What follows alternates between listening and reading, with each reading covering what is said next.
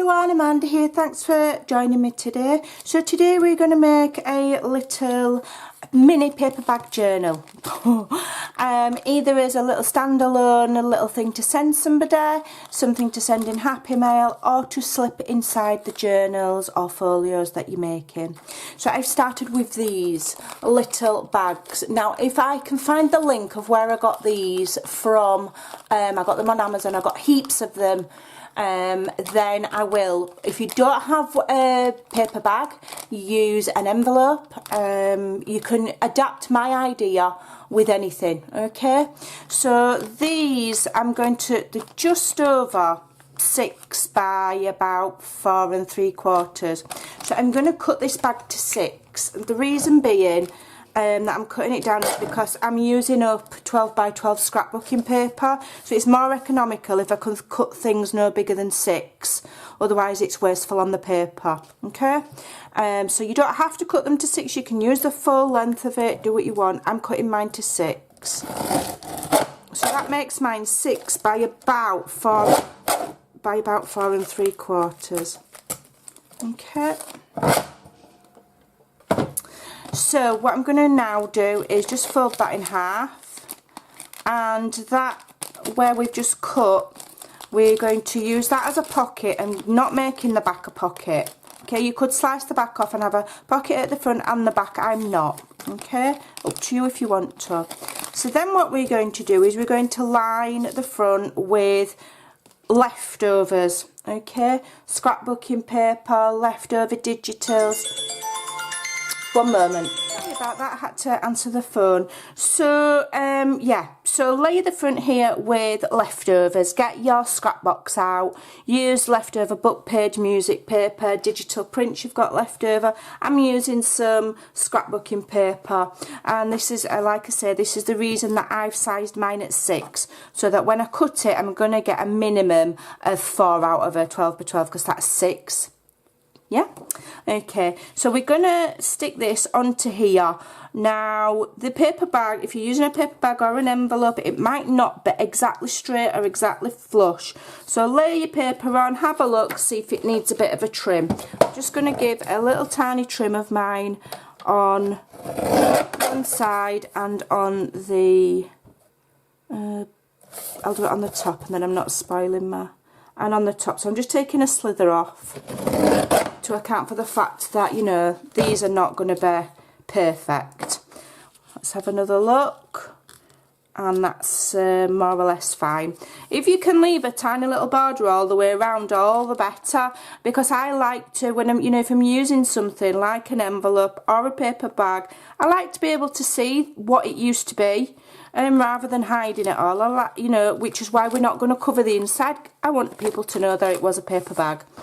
Okay, and the good thing about the paper bags is that it makes that nice rustling noise. Alright, so I'm going to ink all the way around.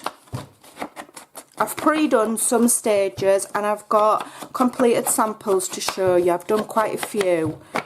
You'll probably see them in the photograph anyway. It doesn't take too long once you figure out what you're doing. So I've already done all of the measuring and the hard work and the planning for you. So if you just copy what I've done, you can knock these up in no time. Okay, so stay there, it just rolls, it's because my desk bows like that because of the weight of all of the stuff on it. My desk like that, so everything rolls. Right, so now we're going to attach this to here. Now because it's a paper bag, I don't want to put glue on it, it's going to go wrinkly, so I'm going to use something I don't generally use in my journal making, and that is double-sided tape.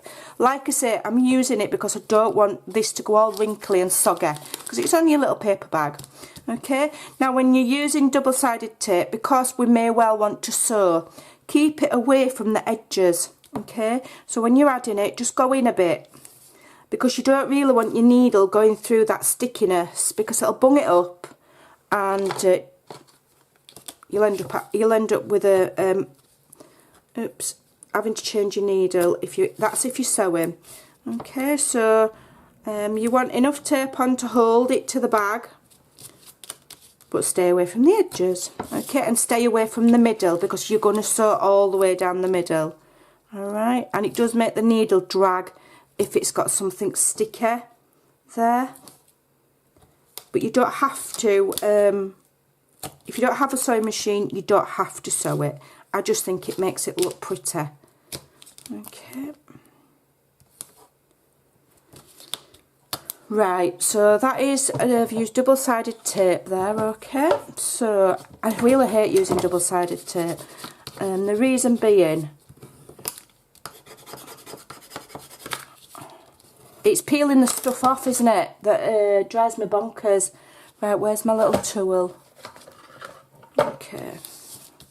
So then what I do is, I will peel off just the bottom piece first, and I'll leave the rest on. Alright?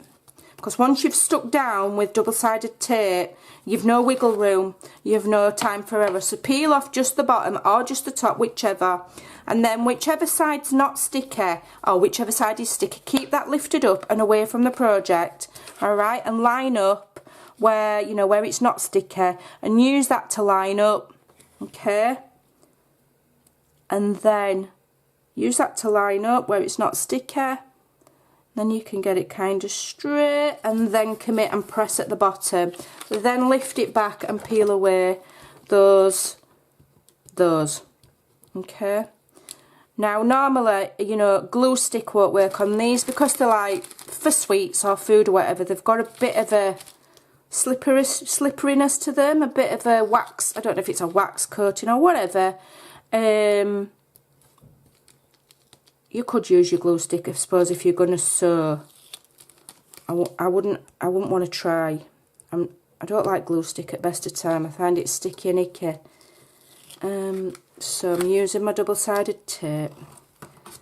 The idea of the double-sided tape was for quickness, but sometimes if you've got an ATG gun or a tape runner, you could use that. Just remember that you don't have the wiggle room, the same as you do with glue. Right, so because I've lined the top bit up, I can just commit there without even looking, and I know it'll be fine. Give it a press, then bearing in mind that your opening there is going to be the front, okay, I'm going to then just fold it in half, and give it a really good squeeze so that it's got a memory of where it's going. Let me just check that I'm in shot. Yeah. Good squeeze. Alright, inking. We're inking all the way around.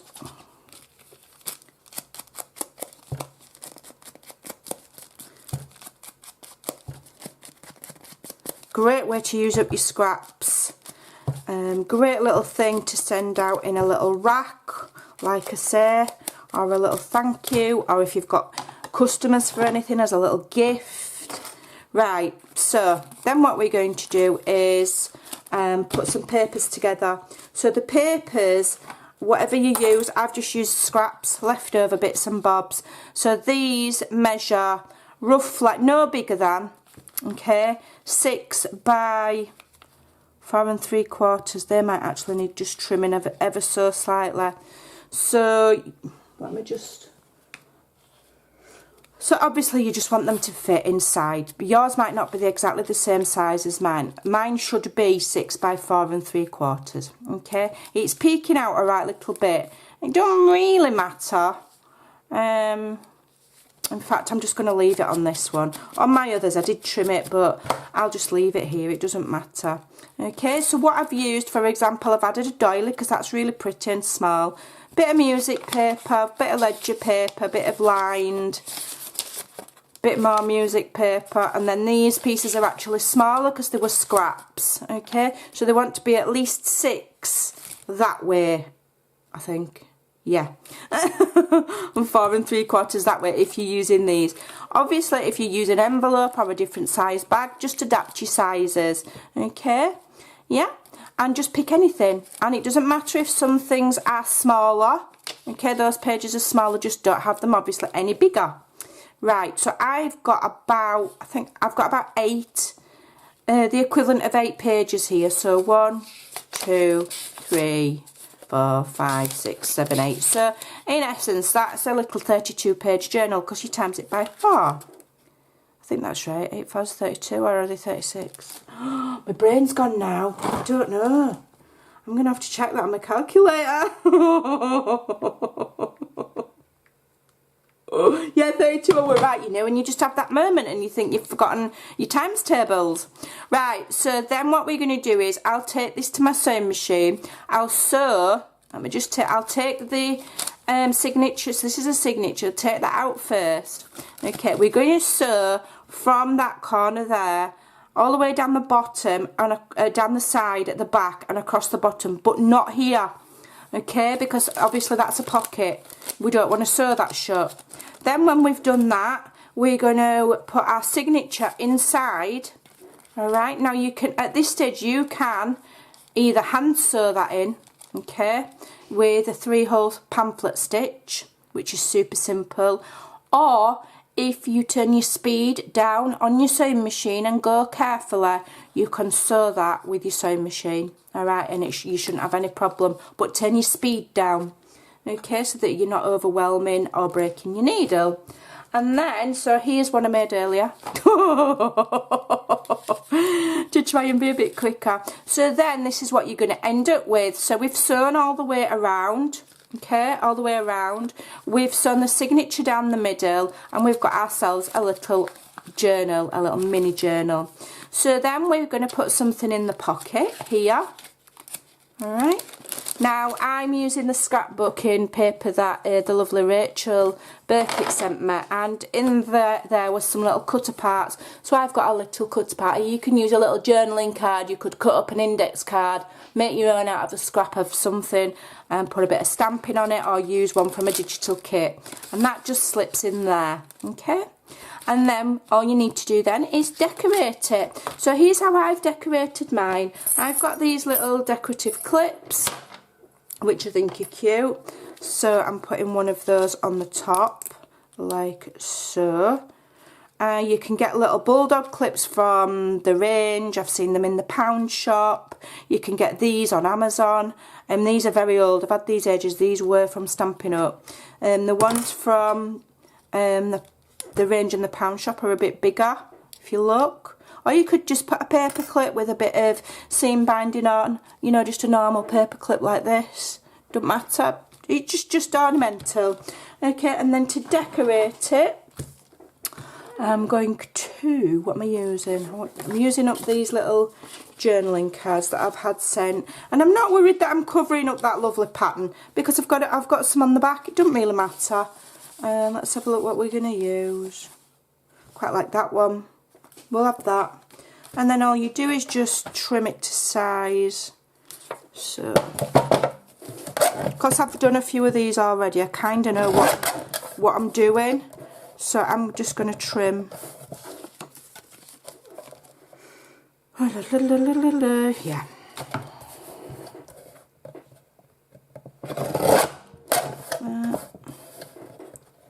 And that. Yep, that's perfect. Alright, get that inked up. Hopefully I'm in shot. I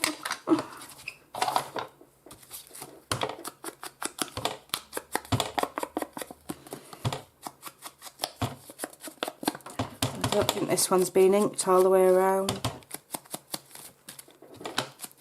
Ink it all the way around.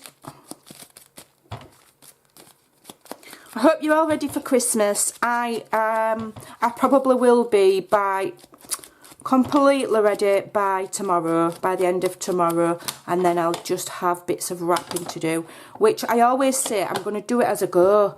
I'm not leaving my wrapping this year, I'm going to do it as I go, and I never do. And then I'm crying then because I've got loads of wrapping to do and I hate it.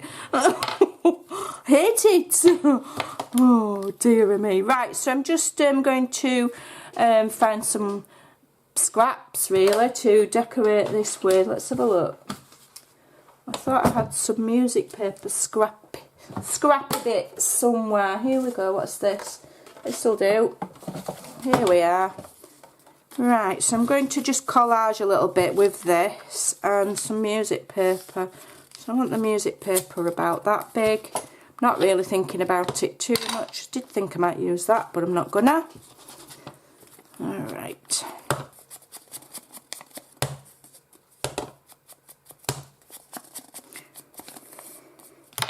Okie doke. Just put that there so it doesn't roll. Bit of glue stick on here. I'm trying to use different glues on different things that it's good enough for, rather than just using my Fabri-Tac for everything, because it's, you know, it's not the cheapest glue to use.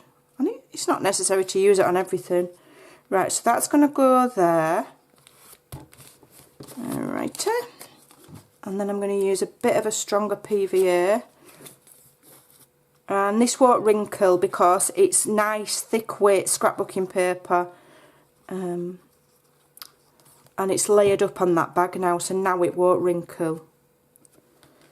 Okay, lay that over the top. Move it up a little bit. Yeah, okay, let me just find the lid for that. And put my lid on my glue. Right, so then what I'm going to do is I'm going to use my washi tapes. I've had some sent. I've put a video, I have loaded a video, so it will be up in the next day or so, but one of my lovely crafty friends sent me a gift of some lovely washi tape. So how lucky am I? How lucky am I? I've got Tim Holtz washi tape. So this is like a butterfly one, and that's like a sparkly one. So I'm layering them up. I'm not using loads. Just a bit. You can have 2 butterflies, that's enough. And then this one is like words. Beautiful. So some of the words are black and some are white. Oops. I don't know where this is Tim Holtz. I don't know where she's got it from, or if it's current, or if it's old, or what. I've had it gifted. But if you don't have the washi tape, you know, you can type words like that on a piece of paper on your PC and then print it out. So we're going to have beautiful there, and then we'll put wish here, there, and we've got beautiful wish. Okay, and then to finish it off, let's just do that. To finish it off, we're going to use some seam binding. As a closure, let me just rip this in half, because otherwise it'll be too bulky. Alrighty. And then, I mean, you can put other things in. You could tuck some little ephemera inside, you know, inside the band of material that you use, or the seam binding, or the whatever. You could tie it with string. You know, you could add a few journaling cards in there. You could, you know, you could add to it, but you can add forever and a day. Sometimes simplicity is perfection, isn't it? So that's that one. That says beautiful wish, and then I made this one earlier, which just says imagination. Alright, and I also made this one which says love possibility. Alright, so they're all done in the same way. They don't take long, so I've just got this one that I half did on the video. I'm going to finish that off, and then I've got a set of 4. So how lovely are those two? Either gift or slip inside a journal. I hope you'll give them a try. I hope it gives you a bit of something to do. It's not like we haven't got out to do at the moment with Christmas coming up. I'm sure you've got loads of time to craft. But either way, if you get bored in between, there you go. There's a cute project to try. Take care, have a lovely day, and I'll see you again soon. Bye.